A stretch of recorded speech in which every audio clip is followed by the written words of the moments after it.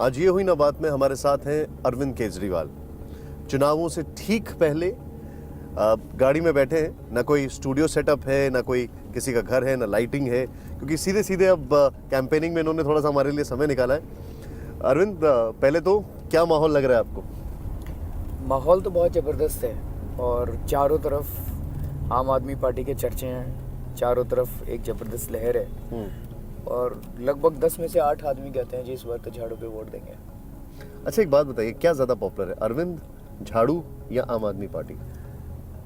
मुझे लगता है कि लोग दो चीज़ें साइमल्टेनियसली हो रही हैं। एक तो बीजेपी और कांग्रेस और इनके भ्रष्टाचार और महंगाई से लोग त्रस्त हो चुके हैं, बहुत ज़्यादा त्रस्त हो चुके हैं, लेकिन अभी तक उनके पास विकल्प नहीं होता था और इन दोनों पार्टियों ने अपनी ज़िंदगी हराम कर रखी है। लेकिन इस बार एक भगवान की कृपा से ईमानदार विकल्प आया है, आम आदमी पार्टी, और लोगों का इस पे विश्वास बना है। ये कुछ ना कुछ कुदरत का ही करिश्मा है कि एक पार्टी बनी और 1 साल के अंदर लोगों के दिलों में इतनी समा गई कि चारों तरफ चर्चे हो रहे हैं। नहीं तो आज तक भारत के इतिहास में कभी नहीं हुआ कि पार्टी बने और 1 साल के अंदर इतनी पॉपुलर हो जाए। तो मैं तो यही मानता हूँ कि कुछ ना कुछ कुदरत का करिश्मा है, भगवान का करिश्मा है, खुदा का करिश्मा है। और जब आप सच्चाई के रास्ते पे चलते हैं ना, तो इस ब्रह्मांड की जितनी शक्तियाँ हैं वो सारी आपकी मदद करती हैं। नहीं तो हमारी औकात क्या है, हम तो बहुत छोटे लोग हैं। मुझे एक बात बताइए, कभी मन में फियर आता है कि अगर नंबर्स नहीं आए तो क्या करेंगे? मेरे को फियर नहीं आता। मुझे लगता है जनता को फियर होने की ज़रूरत है, जनता को डरने की ज़रूरत है कि अगर इन लोगों के नंबर्स नहीं आए तो क्या होगा। वैसे अगर हमारा चुनाव थोड़ी है, तो उनका चुनाव है, हम नहीं चुनाव लड़ रहे। अगर आपके पास नंबर्स नहीं आए तो आप किस पार्टी के साथ जा सकते हैं? सवाल ही नहीं उठता। अब तो हो ही नहीं रहा ऐसा। अब तो 2 दिन रह गए चुनाव के और जो माहौल में देख रहा हूँ, मुझे लगता है कि ये अब थ्योरेटिकल क्वेश्चन है। अब मतलब आम आदमी पार्टी न केवल जीत रही है, एक स्वीपिंग मेजॉरिटी से जीत रही है। आपको लग रहा है पूरी मेजॉरिटी मिलेगी? पूरी मेजॉरिटी नहीं, बहुत अधिक मेजॉरिटी मिलेगी। कल ही जब हमारी 3 वो थी रोड शोज थे, उन 3 रोड शोज में अलग अलग 3 वक्तों पे देश के 3 टीवी चैनल्स के बड़े बड़े एडिटर्स आए थे। शूट करने नहीं आए थे, बस ही देखने आए थे, वो पीछे चलते हुए। उनका खुद का कहना था कि अगर 50 सीट आपकी आ जाए तो फिर भी मैं कम मानूंगा। इट्स मतलब ये सेंस नहीं कर पा रहे कई लोग, लेकिन जो ज़बरदस्त माहौल है जनता के बीच में, वो अनप्रेसिडेंटेड है। मुझे एक बात बताइए, आप एक अक्सर कहा जाता है कि अरविंद हमेशा आरोप लगाते हैं बीजेपी पर, कांग्रेस पर, लेकिन अरविंद का दिल्ली के लिए विजन क्या है, ये अरविंद ने अभी तक साफ नहीं किया। क्या विजन है आपका? हमने तो कई बार बोला। मैं पोस्ट जीत की बात कर रहा हूँ, मैं हाइपोथेटिकल सवाल पूछ रहा हूँ। हाँ, नहीं, आप हाइपोथेटिकल नहीं, आप रियल सवाल पूछ रहे हैं जी। हाँ, और आम आदमी पार्टी की सरकार बनेगी और पहली चीज़ तो भ्रष्टाचार मुक्त दिल्ली। आज एक आम आदमी का भ्रष्टाचार की वजह से जीना मुश्किल होता जा रहा है। आप किसी भी विभाग में चले जाइए, पैसे देने पड़ते हैं और इतना ज़्यादा पैसा चोरी कर लिया। आप थोड़ा सा अंदाज़ा लगाइए, 1 साल का दिल्ली का बजट लगभग 40,000 करोड़ का है। 15 साल से शीला दीक्षित जी 40,000 करोड़ 40,000 करोड़ का दिल्ली का बजट है। 15 साल से शीला दीक्षित जी राज कर रही है, लगभग 6 लाख करोड़ हो गया। 70,000 करोड़ की कॉमनवेल्थ गेम हुए थे, 6,70,000 करोड़ का आपको विकास दिखाई देता है?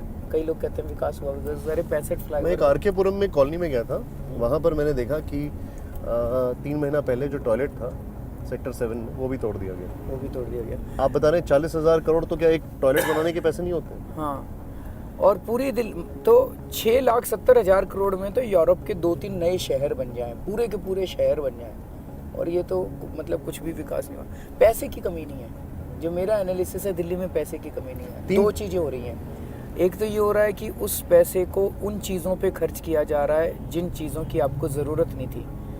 जैसे एक 530 करोड़ रुपए की एक जगह पे पाइपलाइन रिप्लेसमेंट का प्रोजेक्ट है, बिल्कुल फर्जी प्रोजेक्ट है।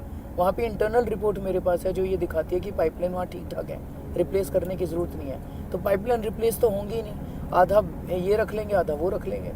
तो फर्जी प्रोजेक्ट किए जाते हैं, बड़े बड़े प्रोजेक्ट किए जाते हैं, हज़ारों करोड़ रुपए के प्रोजेक्ट किए जाते हैं। दूसरा, जो प्रोजेक्ट किए भी जाते हैं उनमें पैसा खाया जाता है। अगर भ्रष्टाचार आपने दिल्ली में दूर कर दिया, लोकपाल बिल मैंने कहा हम लेके आएंगे दिल्ली के अंदर, भ्रष्टाचार अगर हमने कम कर दिया तो काफ़ी पैसा बच जाएगा। तो भ्रष्टाचार मुक्त दिल्ली नंबर 1। नंबर 2, महंगाई से निजात दिलाने की ज़रूरत है। उसके लिए कई सारी चीज़ें करने की ज़रूरत है। बिजली के दाम हमने कहा हम कम करेंगे, पानी के दाम कम करेंगे, 700 लीटर पानी फ्री प्रोवाइड करेंगे। शीला जी कहते हैं कि सस्टेन ही नहीं कर सकते कम करके।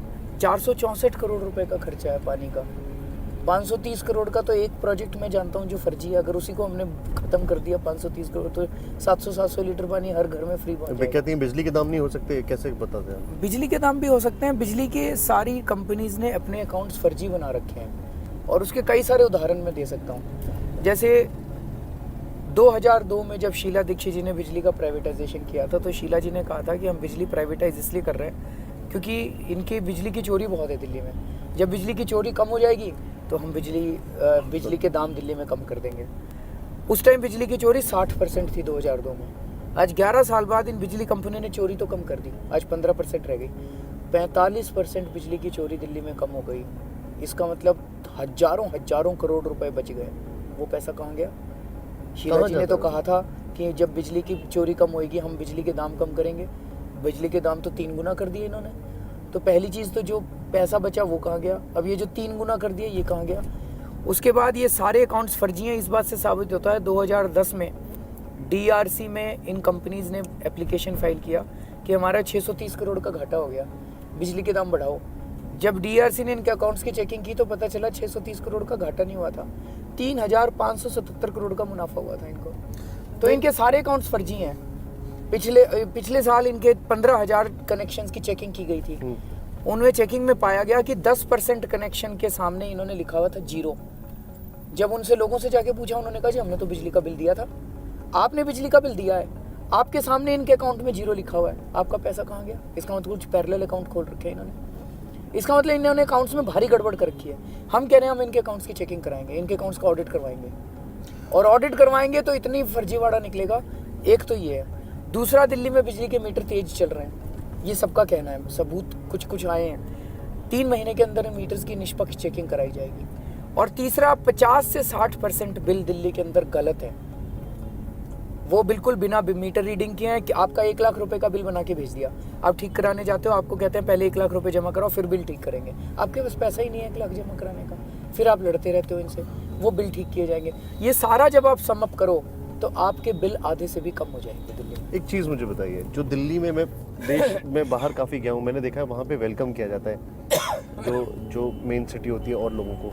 हमारे यहाँ दिल्ली में बाहर से बहुत सारे लोग आते हैं। अक्सर ये कहा जाता है कि इनको ये बाहर से आ गए, इनकी वजह से ही हो रहा है। इन लोगों के लिए आपका क्या विजन है? देखिए, दिल्ली सब लोगों की है। दिल्ली इस देश की कैपिटल है और राजधानी है। इस देश के सभी लोगों की दिल्ली है। हम सब लोगों का स्वागत करते हैं और हम दिल्ली का विकास करने में सब लोगों को साथ लेके चलेंगे और सब लोगों के साथ बैठ के विकास करेंगे। तो एक बारी जो शीला जी ने कहा था कि ये बिहार और उत्तर प्रदेश से लोग आ जाते हैं और उनकी वजह से सारी समस्याएं, हम ऐसा नहीं मानते। हम ये मानते हैं कि सब लोगों की दिल्ली है, दिल्ली में सबका स्वागत है। मुझे एक चीज़ और बताइए अरविंद, ये स्टिंग ऑपरेशन से आपका नुकसान हुआ कि नहीं हुआ? देखिए, जनता हमारे देश की है ना, वो बड़ी सियानी है, वो सब समझती है। मैंने लोगों से पूछा, कई लोगों ने खुद ही बताया, कहते हैं जी चुनाव के हफ्ते भर पहले स्टिंग लेके आ रहे हैं, कुछ ना कुछ तो गड़बड़ है। दूसरा लोग कह रहे हैं ये इनको आप ही मिले थे, कोयला घोटाला किया लोगों ने, 2G घोटाला किया, उनका स्टिंग नहीं किया इन्होंने, आप ही मिले थे चुनाव के पहले। और तीसरी चीज़, जो स्टिंग हुआ था, जैसा मैंने कहा कि जब आप सच्चाई के रास्ते पे चलते हो तो इस कायनात की, इस ब्रह्मांड की सारी शक्तियाँ आपकी मदद करती हैं। उसकी रॉ फुटेज मिल गई हम लोगों को। ये लोग नहीं दे रहे थे जिन्होंने स्टिंग किया, बदमाशी करी थी इन्होंने। तो इन्होंने सारा एडिट, 14 घंटे की स्टिंग को इन्होंने 48 मिनट में एडिट करके चलाया था और उसमें ऐसी वो रॉ फुटेज नहीं दे रहे थे। कहते हैं हम इलेक्शन कमीशन को ले जाके देंगे रॉ फुटेज। इनको लगा इलेक्शन कमीशन को दे देंगे, मामला दब जाएगा। इलेक्शन कमीशन बहुत अच्छा था, उन्होंने हमें बुला के सारी रॉ फुटेज पकड़ा दी। तो रॉ फुटेज जब हमने देखी तो उसमें आपको मैं बताता हूँ किस किस तरह की चीज़ें थी। उसमें मनोज है कुंडली वाला, उसके पास गए ये लोग, वो कहता है आधा पेट खाना खा लूँगा, बेईमानी नहीं करूँगा ज़िंदगी में। वो इन्होंने काट दिया, वो नहीं दिखाया इन्होंने। शाजिया कहती है मैं अपना जर्नलिज्म छोड़ के आई हूँ, और मैं जर्नलिस्ट जब थी मैं इसलिए नहीं छोड़ के आई कि मैं गंदे काम करूँगी, मैं इसलिए छोड़ के आई हूँ मैं देश के लिए काम करूँ। वो काट दिया इन्होंने, वो नहीं दिखाया। एक और बंदा कहता है अगर आपका केस ठीक है तो मैं करूँगा, अगर आपका केस ठीक है, उतना काट दिया इन्होंने। तो जानबूझ के फंसाया ना इन्होंने, शब्दों को तोड़ तोड़ के जोड़ दिया। तो जनता तो देख रही है। कोई नुकसान नहीं हुआ इससे आपको? नुकसान नहीं, उल्टा फायदा हुआ है। मैं आपको बताऊं, ये बीजेपी और कांग्रेस वालों के बेचारों की किस्मत बहुत खराब है। मुझे बड़ी दया आती है इन लोगों के ऊपर कई बार। जनता के बीच की लड़ाई तो ये हार चुके हैं। जनता में तो अब इनकी कोई राजनीति बची नहीं है। अब ये षड्यंत्रों की राजनीति पे आ गए हैं, एक के बाद एक। पहले इन्होंने, और दोनों मिलके काम करते हैं, दोनों में बीजेपी और कांग्रेस में इतना घनिष्ठ संबंध है, पति पत्नी का रिश्ता है दोनों के अंदर। रोज रात को इनकी बंद कमरे में सीक्रेट मीटिंग्स होती हैं बीजेपी कांग्रेस वालों की, और इस मीटिंग्स में डिसाइड करते हैं कि आम आदमी पार्टी को कैसे नुकसान पहुंचाएंगे।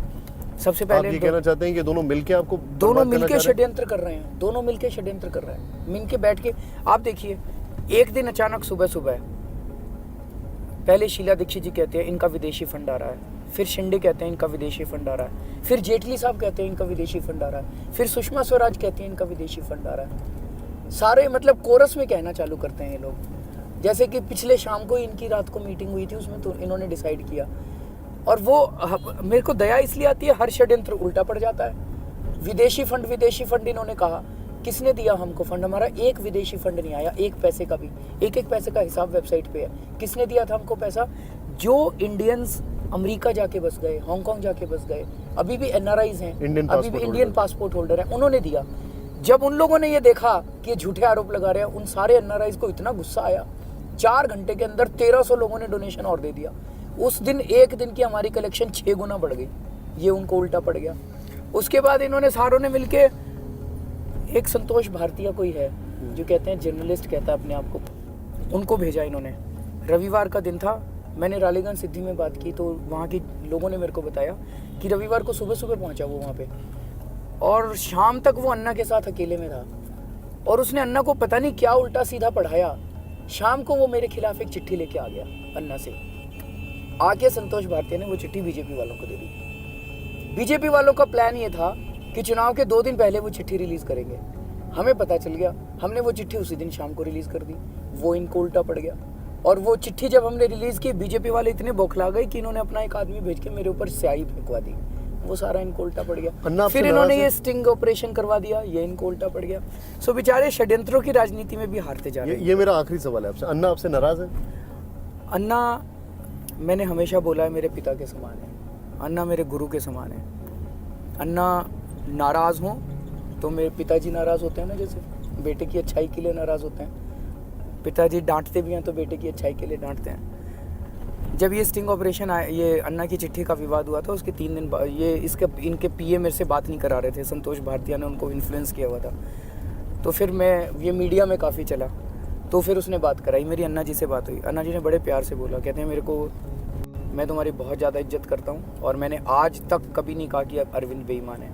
तुम बहुत ईमानदार हो, अपना सब कुछ दांव पे लगा के काम कर रहे हो। लेकिन अन्ना ने कहा आपसे? ये अन्ना ने कहा मेरे से। और अन्ना ने कहा कि लेकिन ये जो तुम कहते हो ना, अन्ना का लोकपाल, इसमें मुझे थोड़ी सी तकलीफ होती है। मेरा नाम मत इस्तेमाल किया करो।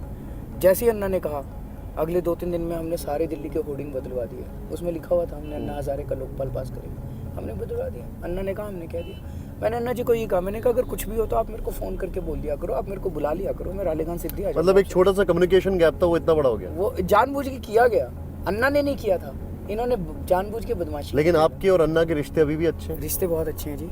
वो मेरी बहुत इज्जत करते हैं, मैं उनकी बहुत इज्जत करता हूँ। अरविंद, बहुत बहुत शुक्रिया। आपकी तबीयत थोड़ी ख़राब चल रही है? तबीयत बहुत ख़राब चल रही है। लेकिन बहुत बहुत शुक्रिया हमसे आपने बातचीत की। शुक्रिया। उम्मीद करते हैं अगली मुलाकात आपसे जो होगी वो चुनावों के बाद होगी, रिजल्ट आने के बाद होगी। बहुत बहुत शुक्रिया आपने हमसे बातचीत की। Thank you very much. Arvind Kejriwal हमारे साथ थे। लेकिन एक चीज़ है जो आज बड़ी अजीब सी बात है, चुनावों से ठीक पहले जब अरविंद का हम ये इंटरव्यू कर रहे हैं तो अरविंद ने कितनी बड़ी बात बोली है यहाँ पर कि अन्ना मेरे पिता समान है, अन्ना मेरे गुरु समान है। उनको एक चीज़ से आपत्ति थी, मैंने उसको हटा दिया। इतना तूल देने की क्या ज़रूरत थी? खैर, मुझे इससे ज़्यादा कुछ बोलने की ज़रूरत नहीं है। हाँ, लेकिन जितने भी दर्शक हैं हमारे, इस बार वोट ज़रूर दीजिएगा, बटन ज़रूर दबाइएगा। किसको देते हैं ये आपकी मर्जी।